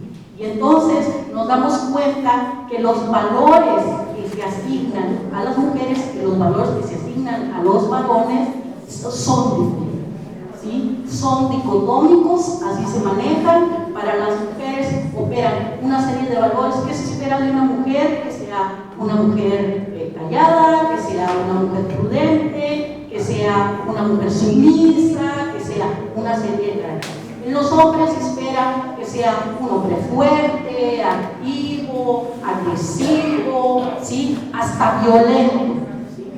Entonces, todas esas características empiezan a configurar los estereotipos de género, sí, que van a estar involucrados en las identidades que la sociedad construye para hombres y para mujeres. Una de las cosas muy importantes dentro de esta configuración es cómo se dan o cómo se piensan las relaciones entre hombres y mujeres. Las relaciones entre hombres y mujeres en la cultura patriarcal es que las mujeres van a estar supeditadas a los varones, pero no solamente eso, las mujeres van a ser propiedad de los varones. Los hombres consideran que las mujeres son de su propiedad, y ahí está un asunto que a mí me parece importante rescatar, porque al momento, como decía Alba ahorita, cuando las mujeres pretenden salirse de una relación, la cosa mía, dirá el varón, ¿cómo se va a ir? ¿Sí? Si es mía, ¿sí? Es de mi propiedad. Y casi este comportamiento casi no ha variado a lo largo de la historia, ¿sí? Entonces, las mujeres somos cosas en la sociedad patriarcal, propiedad del marido. Giramos alrededor de ellos, de una cultura en el centro está el varón, y a las mujeres no se educan para ser satélites de los varones, propiedad de los varones, cosas de los varones. Ahorita que yo les decía lo del cuerpo, ¿sí? La primera gran cosa que se hace es: el cuerpo de las mujeres no nos pertenece. En la cultura en la que vivimos, decidir sobre nuestros cuerpos es una labor completamente titánica, ¿sí? Para poder ejercer nuestros derechos. Pero todavía falta mucho, y por eso el movimiento feminista es un movimiento que se ha mantenido. Hay muchos pendientes, y la cultura de género permanece más o menos invariable desde hace muchos años, cientos de años. Entonces, cuando una mujer pretende salirse de una relación abusiva, de violencia que ejercen los varones, es muy confrontativo para un varón que le han enseñado que las mujeres son de su propiedad, son cosas suyas, ¿sí? El permitir eso. Entonces, es importante entender estos asuntos. Yo entiendo que muchos de ustedes ya estuvieron en capacitaciones, y eso no sé si hayan visto lo de género y de qué manera es importante entenderlo a la hora de poder decir, a mí ¿cómo decías? El por qué un varón asesina a una mujer, las causales, no me gusta mucho la palabra. No existe una causal para asesinar a una mujer, ¿sí? Nunca existirá ninguna justificación, ¿sí? que legitime el hecho de que un varón le quite la vida a una mujer. Jamás, nunca. Las mujeres, si bien es cierto, falta mucho incorporar a una cultura más libertaria, ¿sí? A mujeres que son educadas desde la individuación, no desde la pertenencia a la relación, sino a procesos de individuación donde nosotros nos creamos a nosotras mismas como seres individuales, seres solos, ¿sí? No seres en relación a otro. Nosotros no vivimos para los hijos, para los hombres, para los novios, para el varón, ¿sí? Entonces, eso es importante en este asunto de cómo nos socializan para vivir en este mundo patriarcal, ¿sí? Nosotros estamos construyendo formas alternativas, propuestas alternativas. Bueno, la utopía es una sociedad sin género, ¿sí? Una sociedad que considere todas estas libertades. Entonces, no existe justificación para el asesinato de las mujeres, no existe justificación para la violencia hacia las mujeres. Vivimos en una sociedad moderna donde las mujeres cada vez tenemos más protagonismo. Perdón. Y creo que es importante tener en cuenta esto siempre. Nunca habrá una causal. Los hombres asesinan a las mujeres por la falsa creencia de que las mujeres les pertenecen.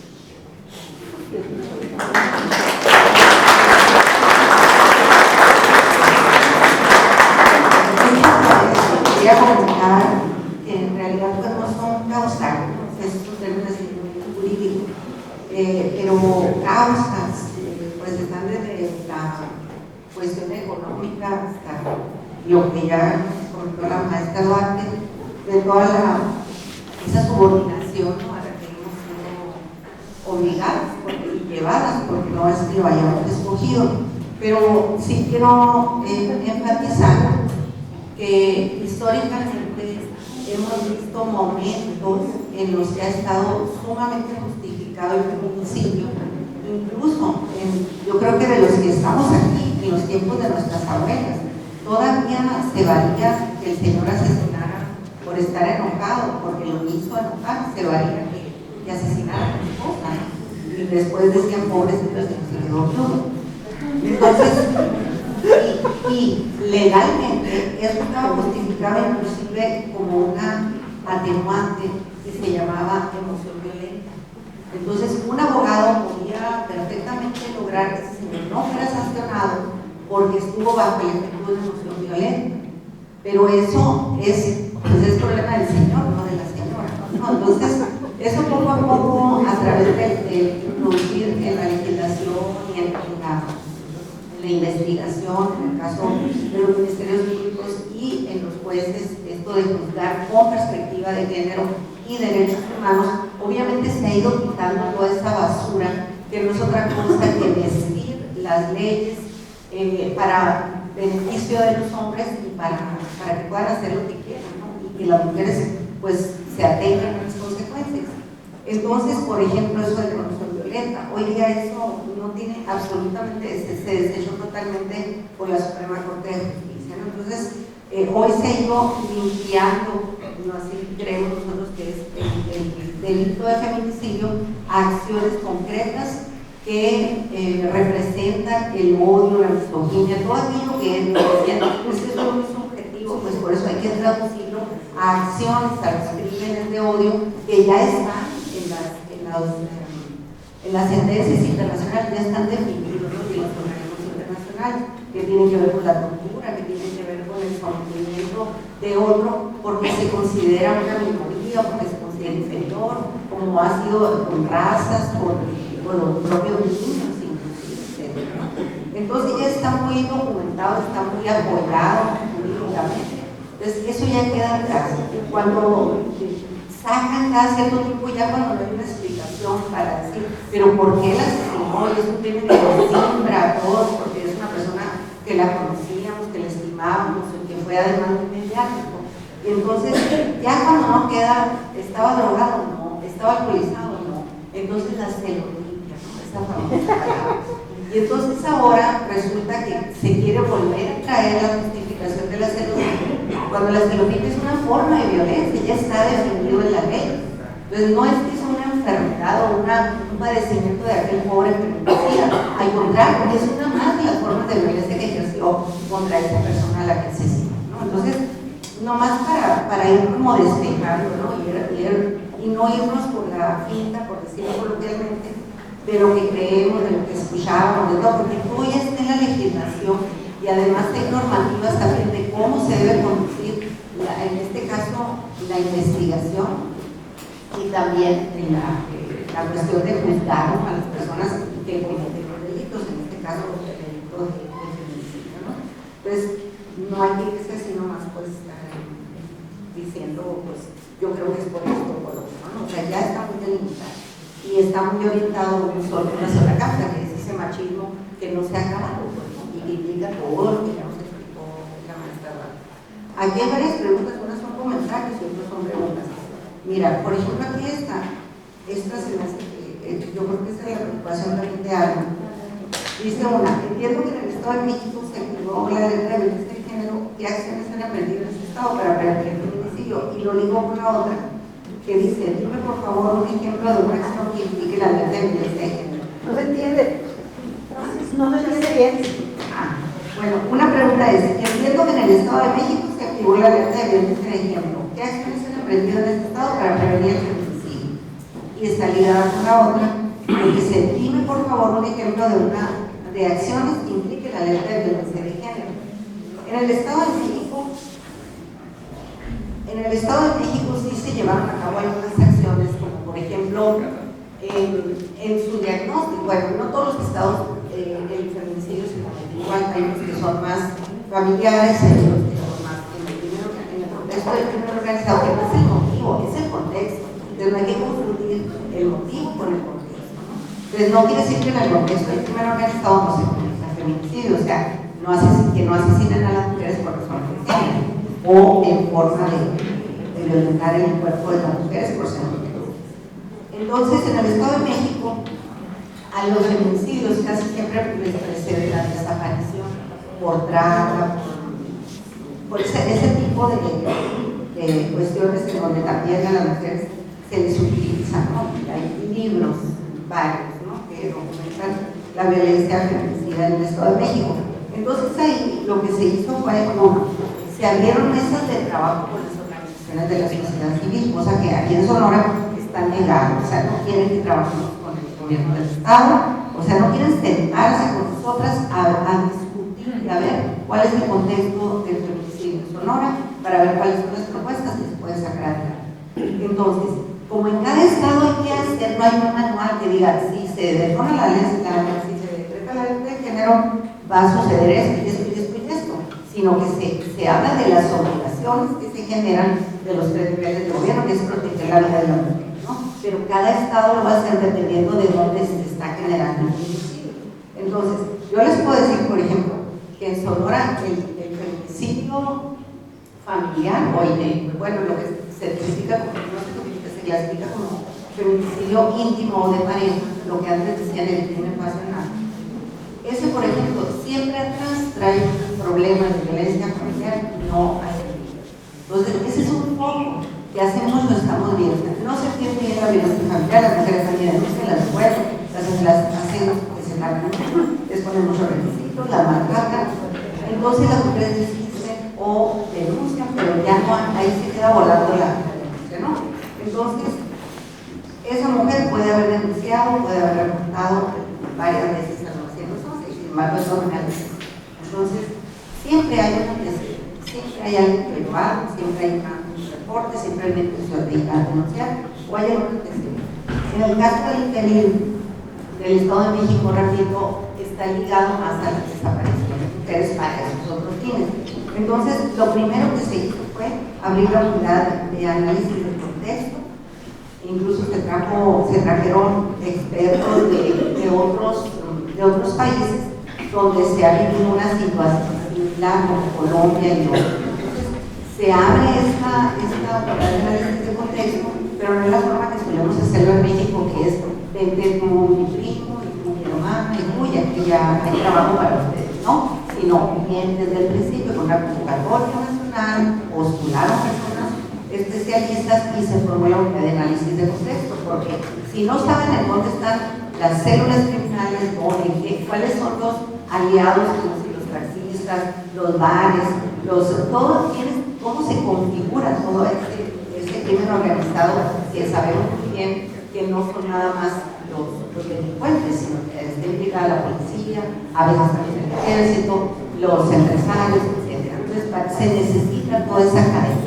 Bueno, para eso son las unidades de análisis de contexto, es decir, le metieron inteligencia, por lo menos para saber eso. Entonces, lo que nos dicen es que han podido desmantelar bandas, han podido salvar mujeres cuando están vivas todavía, las que están explotando sexualmente, pero están vivas, ¿no? Porque además, cuando ya simplemente las asesinan y las tiran a los hijos, entonces, lo que quiero decir con esto es que depende del Estado para poder hacer el plan de trabajo. Pero en teoría, cuando se declara la alerta de género es porque ya sabemos dónde está el foco. Es decir, no tendríamos por qué apenas estar investigando a ver dónde está, sino ya sabemos dónde está el foco, ¿no? Entonces, por eso no se puede decir, aquí está el manual de lo que se va a hacer con la violencia de género. Hay otros lugares donde son territorios muy grandes, en donde es muy oscuro, y por ahí tienen que pasar la mujer. Y ahí les están interceptando y se las llevan y las asesinan. Entonces, depende qué salió. Por eso es tan importante el primer reporte que no se ha hecho a Sonora, del grupo de trabajo, porque es el que va a decir, aquí están los focos rojos, esto es lo que tienes que atacar. Y en conjunto se deberán tomar esas acciones específicas para ese estado. Sin embargo, el espíritu de la violencia de género es de emergencia, lo dice claramente, y sin embargo, eso sí no se ha hecho en ningún lugar, en ningún estado, porque los gobiernos se dedican más a escamotear, o sea, el presupuesto, las propuestas de las organizaciones dicen que son muy ambiciosas, que son y lograr que no se pueden lograr, son muy ambiciosas, pero al final de cuentas es estar como luchando dentro de algo que ya está detectado. Entonces también el observatorio hizo un examen ciudadano de los 5 años de la vida de género del Estado de México.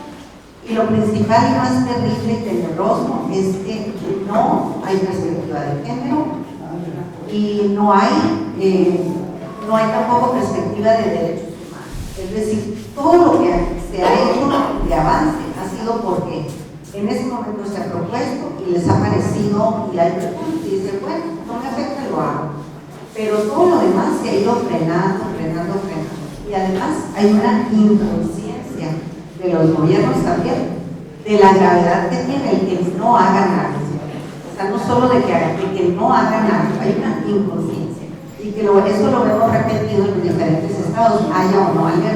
El ejemplo que les pongo es, ¿en qué se gastan los recursos? O para ellos, ¿qué es la perspectiva de género?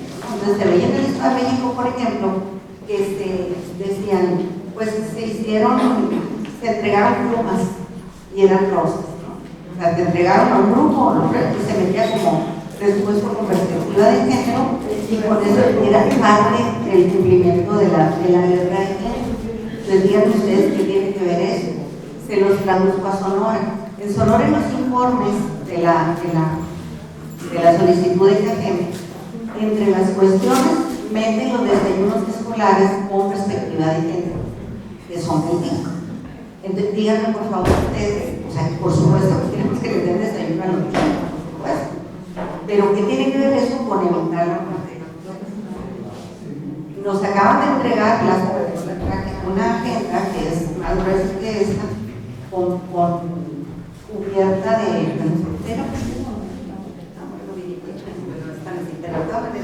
una agenda en estos tiempos de austeridad y esto y lo otro que los tiempos no son necesarios.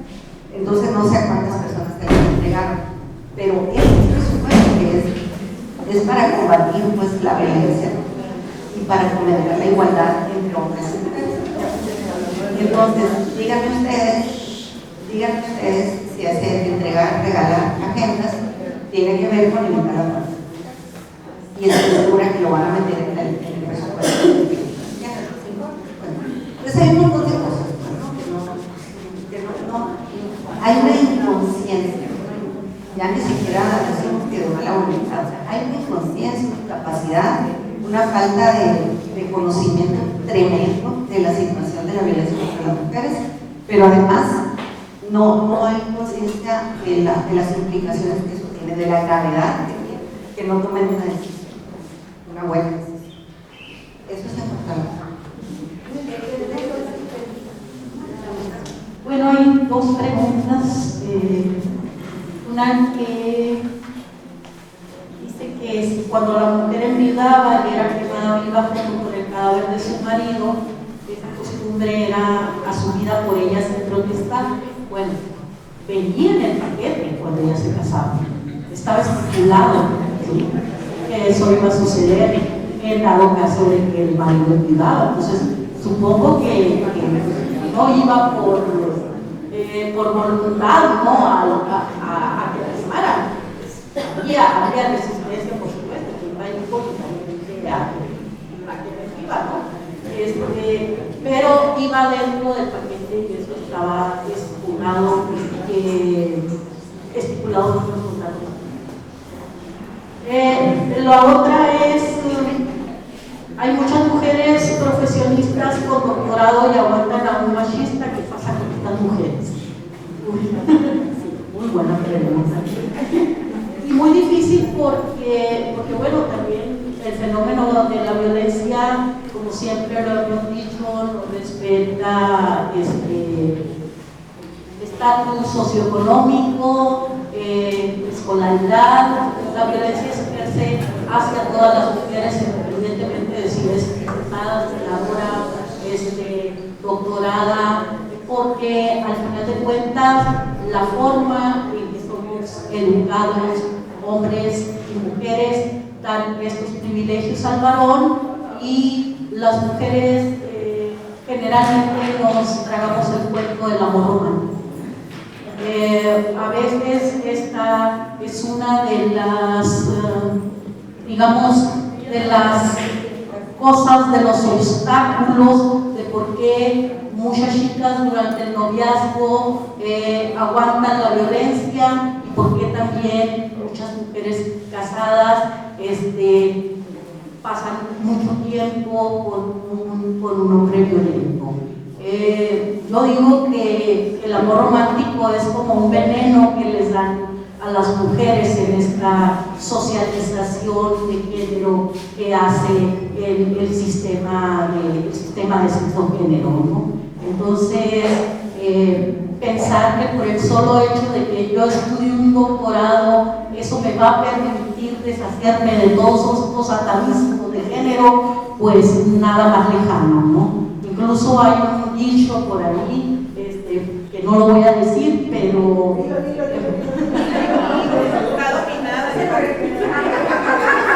Yo creo que todo el mundo lo ha escuchado, pero no lo voy a decir porque también sería una falta de consideración para la situación específica en la que se encuentran esas mujeres. Yo creo que las feministas siempre hemos sido muy respetuosas de los procesos que viven las mujeres, de los tiempos que viven las mujeres, y de cuando ellas deciden salir de una relación violenta y denunciar a un tipo abusivo y violento en la relación. Creo que esto lo tenemos que respetar, acompañarlas en esos procesos, acompañarlas para que ellas tomen una decisión y se pongan a salvo. Pero creo que eso es muy importante. La violencia conlleva muchos factores y nadie estamos a salvo, independientemente de que tengamos 10 diputados. Una última intervención de la mesa. Sí, me voy a muy rápido. ¿Por qué no hacemos una organización de la sociedad civil para una alerta? Sí se puede hacer, pero ya está solicitada ahorita la alerta. Mientras esté ese proceso, no se puede volver a pedir hasta que se realice. Por lo menos no por las mismas causas, ¿no? Puede ser en los homicidios o puede ser por agravio comparado, que es el que tiene que ver con legislaciones que nos ponen por debajo de otras, de legislaciones de otros estados, en donde no permite que ejerzamos los mismos derechos mujeres de un mismo país, como podría ser el de la Ciudad de México, por ejemplo, que creo que sea legal, ¿no? Que no lo tenemos que hacer. Luego, ¿qué puede hacer la sociedad para presionar las instancias para que declare la alerta de género? Lo único aquí es, como lo comentábamos antes, presionar por los términos para que diga algo ya con la vida, que es la que no, en este momento es la responsable y que no dice nada, está callada. A lo mejor este comentario, pero a lo mejor, bueno, primero les pregunto, ¿qué podemos hacer en cuanto a los vencimientos de los términos sobre la presión social? Y luego ya, a manera de comentario, mencionar los feminicidios por pertenencia, más que por crimen organizado. No entendí a qué se refiere. Luego preguntas, de los 308 homicidios de mujeres, ¿cuántos son feminicidios? El total, ¿dónde está la mayor incidencia? La mayor incidencia es de con 43, por lo menos en 2019, y de los 308, no tengo la cifra exacta porque hay años en los que no se dio esa información, y la información del 2000, por ejemplo, del 2020 20, que ya estamos, que han sido 10 en este lo que va de enero, no sabemos cuáles están tenemos que esperar al informe oficial, porque no somos nosotros los que les vamos a encarar. Para nosotros todos los asesinatos de mujeres tienen por lo menos una de las hipótesis supuestos del penal feminicidio, pero al final de cuentas es la fiscalía la que lo va a verificar. Una de los supuestos, una razón de género. Y finalizo entonces con este comentario que hace que responde un poco y tiene que ver con lo que dice la maestra Duarte. Quiero agradecer sus iniciativas porque de alguna manera encaminan a nuestra sociedad a mejorar en este tema. Hay muchos miedos, especulaciones, de angustias de mujeres que hemos sido abusadas de alguna manera. Solo me queda agradecer a ustedes por hacer este tipo de reformas, no al partido. Estamos de acuerdo. No al partido. Se va a caer. Agradecer la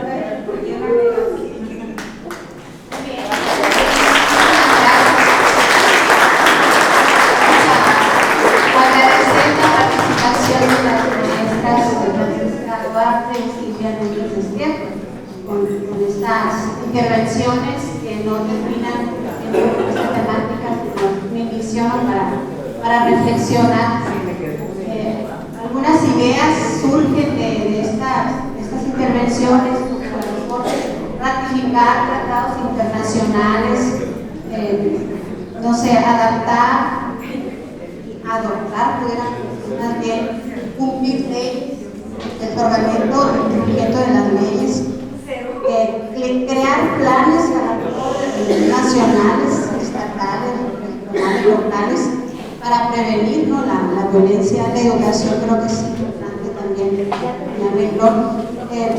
destinar recursos también necesarios para esto, empoderar a las mujeres económicamente también. Bueno, en fin, muchísimas acciones que se pueden realizar y difundir estos conocimientos.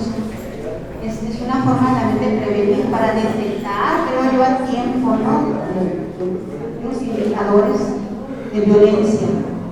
Creo que no nos queda más que agradecerle a las compañeras, no sin antes estar pidiendo a los compañeros y compañeras que hagamos un minuto de silencio, mujeres que han partido.